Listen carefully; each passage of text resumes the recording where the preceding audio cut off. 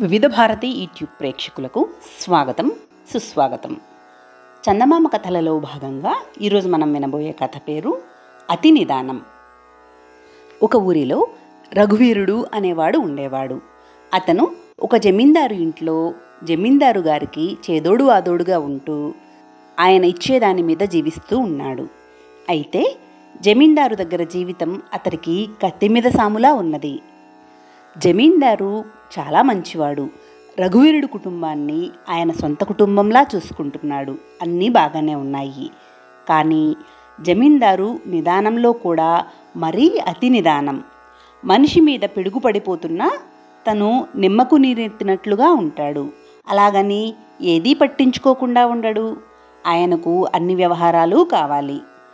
ఊరిలో సోమయ్య అనే రైతు కూతురికి పెళ్లి కుదిరింది. ఆ పెళ్లికి పందిళ్ళు తను వేయిస్తానని జమీందారు సోమయ్యకు చెప్పాడు. పెళ్లి రోజు దగ్గర పడుతున్నదనగా సోమయ్య రఘువీరుడు చుట్టూ తిరగసాగాడు. రఘువీరుడు జమీందారుకు ఈ సంగతి చెబితే ఆయన పట్టించుకోకుండా తొందరేముందిరా, ఇంకా పెళ్లికి వ్యవధి ఉంది కదా అనసాగాడు. చివరికి పెళ్లి పందిళ్ళు మగపెళ్లివారు ఆ ఊరు తరలివచ్చాక వాళ్ల కళ్ల ముందే వేయించడం జరిగింది. మగపెళ్లివారు చాలా గింజుకుని సోమయ్యను నానా మాటలు అన్నారు.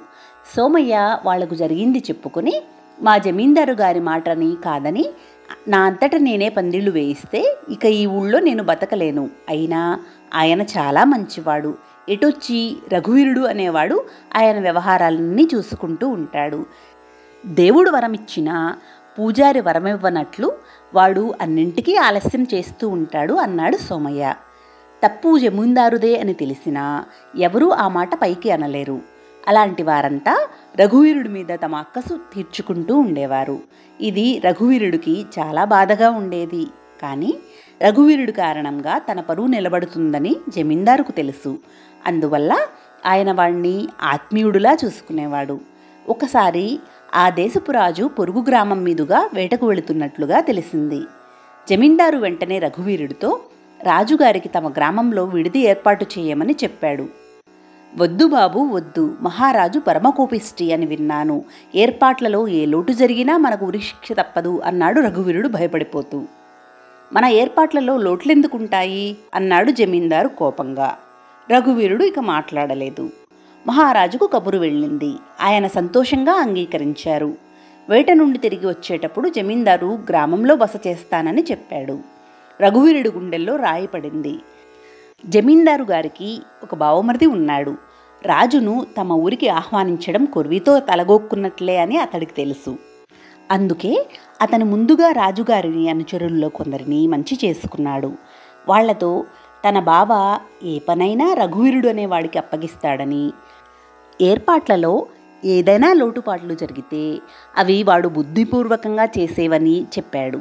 ఈ విషయం వీలు దొరికినప్పుడు రాజుగారికి చెప్పమన్నాడు. వాళ్ళు సరేనన్నారు. ఈ సంగతి రఘువీరుడికి తెలియదు. జమీందారు నిదానగుణంలో ఏ మార్పు రాలేదు. రాజుగారు రావాల్సిన రోజుకు ఆయన విశ్రాంతి భవనంలో ఏర్పాట్లు ఇంకా పూర్తి కాలేదు. అయితే వేటలో రాజుగారు గాయపడడం వల్ల ఒకరోజు ఆలస్యంగా వచ్చారు. ఆ లోటు అలా తీరిపోయింది.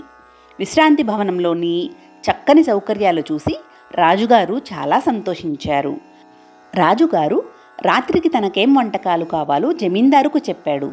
ఆయన అంతా శ్రద్ధగా విని తన వంటవాడికి చెప్పాడు. వాడు వంటగదికి వెళ్ళి కొంతసేపటి తర్వాత తిరిగి వచ్చి, రాజుగారు కూరల్లో కుంకుమ పువ్వు వాడమన్నారు. అది మన దగ్గర లేదు, వెంటనే తెప్పించండి అని చెప్పాడు. ఆ విషయాన్ని జమీందారు రఘువీరుడికి బాగా పొద్దుపోయాక చెప్పాడు. వాడు ఊళ్ళో విచారించగా ఆ కుంకుమ పువ్వు పొరుగురిలో ఉన్న పెద్ద దుకాణంలో తప్ప మరెక్కడా దొరకదని తెలిసింది. రాజుగారికి భోజన సమయం కావస్తున్నది. ఈలోగా రాజు జమీందారుకు కబురు పెట్టి, నేను వేటలో కొద్దిగా గాయపడిన కారణంగా వైద్యులు కుంకుమ పువ్వు వాడరాదు అంటున్నారు. మీరిప్పటికే పదార్థాలు అవి చేయించి ఉంటే నా కోసం మళ్ళీ వంట చేయించండి. కొంచెం ఆలస్యమైనా పర్వాలేదు అన్నారు. ఆ వార్త రఘువీరుడికి తెలిసింది. అతడి గుండె తేలికపడింది. అసలు కుంకుమ పువ్వు లేకుండానే వంట పూర్తి కావడం వల్ల రాజుకు సకాలంలోనే భోజనం వడ్డించబడింది. రాజు ఆశ్చర్యపోయాడు. భోజనం ఆలస్యం కానందున ఆయన జమీందారును మెచ్చుకున్నారు.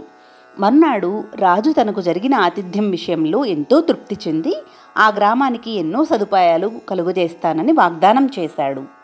అంతేకాక గ్రామ పెద్దలందరి ముందు రఘువీరుణ్ణి పిలిచి, నీ గురించి నేను విన్నాను. నీ వంటి సమర్థుడు దొరికిన ఈ జమీందారు, గ్రామస్తులు చాలా అదృష్టవంతులు అంటూ మెచ్చుకున్నారు. రాజుగారు వెళ్ళిపోయాక ఊళ్ళో రఘువీరుడు పరపతి పెరిగిపోయింది. అతడు మహారాజు అభిమానానికి పాత్రుడయ్యాడని తెలిసి అంతా అతడిని గౌరవించసాగారు. జమీందారు కూడా రఘువీరుడు చేతులు పట్టుకొని, ఇంతకాలం నేను నిన్ను ఆత్మీయుడిలా భావించాను, కానీ ఈ రోజు నుండి నిన్ను నా కొన్న కొడుకులా చూసుకుంటాను అన్నాడు. ఆ మాటకు రఘువీరుడు సంతోషించకపోగా ఎంతో బాధతో, నేనిక మీ దగ్గర ఉండతలచలేదు. ఏ పట్టణమో పోయి స్వతంత్రంగా బతుకుతాను. రాజంతటి వాడు వచ్చినా మీరు మీ అతి నిదాన స్వభావం మార్చుకోలేదు. ఆ కుంకుమ పువ్వు విషయంలో ఏ దైవశక్తో మనల్ని కాపాడింది. రాజుగారు మన ఆతిథ్యానికి పూర్తిగా తృప్తి చెందారు. ఇందువల్ల మీలో నిదానగుణం మరింతగా పెరిగిపోతోంది. మీరు ఇక్కడికి ఏ చక్రవర్తినో ఆహ్వానించవచ్చు. అప్పుడు జరగబోయేదేమిటో నేను ఊహించగలను అన్నాడు.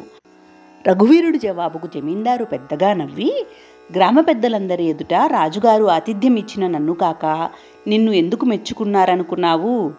ఆయన అనుచరులు నన్ను గురించి, రాత్రి జరిగిన దాని గురించి సర్వం ఆయనకు చెప్పేశారు. వెళ్లే ముందు ఆయన నా అతి నిదానం విషయమై చాలా గట్టిగా హెచ్చరించారు. రాజంతటి వాడి హెచ్చరికనే పాటించకపోతే జమీందారీకే ముప్పు, అర్థమైందా అన్నాడు. రఘువీరుడు అర్థమైంది అన్నట్లు తల ఊపాడు.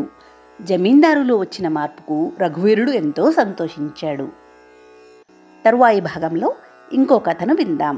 సర్వే జనా సుఖినో భవంతు, లోకా సమస్తా సుఖినో భవంతు. ఓం శాంతి శాంతి శాంతి.